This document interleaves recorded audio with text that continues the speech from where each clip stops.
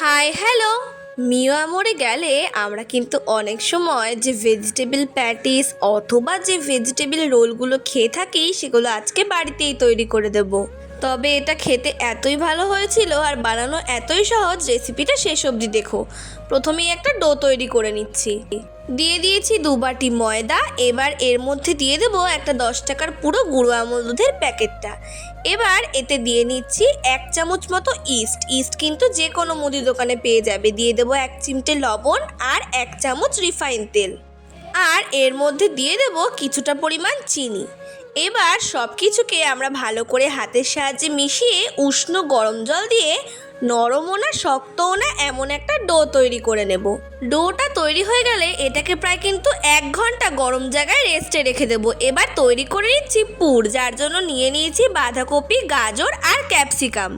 প্রথমে বাঁধাকপিটা কড়াইতে দিয়ে এটা কিন্তু অল্প পরিমাণ আমি সাঁতলে নিচ্ছি, কারণ বাঁধাকপির যে একটা বাজে গন্ধ থাকে তাহলে সেটা চলে যাবে।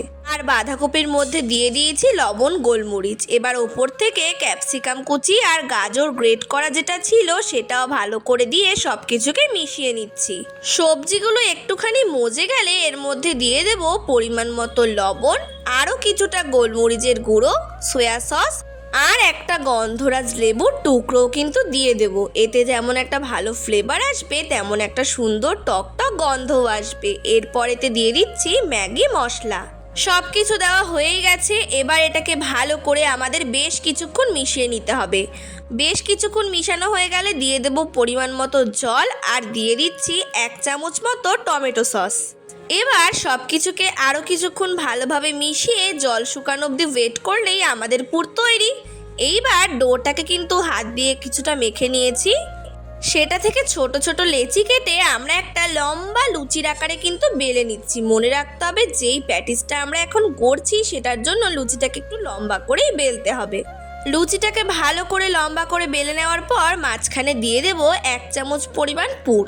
পুরটা একটু বুঝে শুনে দিতে হবে যেন পুরটা বেশি না হয়ে যায়। এবার চারিধারে জল লাগিয়ে টাইট করে একবার মুড়িয়ে নেব। মুড়িয়ে নেওয়া হয়ে যাওয়ার পর এই যে ধারটা বেঁচে যাচ্ছে, এই বেঁচে যাওয়া ধারটাকে কিন্তু আমরা একটা চাকুর সাহায্যে লম্বা লম্বা করে কেটে নিচ্ছি। তোমরা দেখলেই বুঝতে পারছো যে এটা কিভাবে তৈরি হচ্ছে। এই ডিজাইনটা করা কিন্তু অনেকটাই সহজ। এবার ওই কাটা জায়গাটাতে জল লাগিয়ে রোলটাতে মুড়ে নিলেই আমাদের আজকের এইটা তৈরি।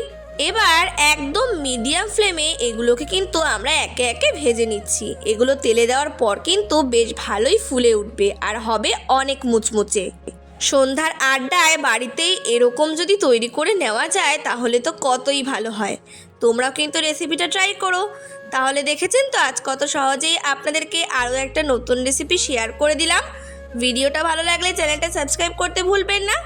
আর এই ভিডিওটাতে একটা লাইক করে দেবেন। বাই।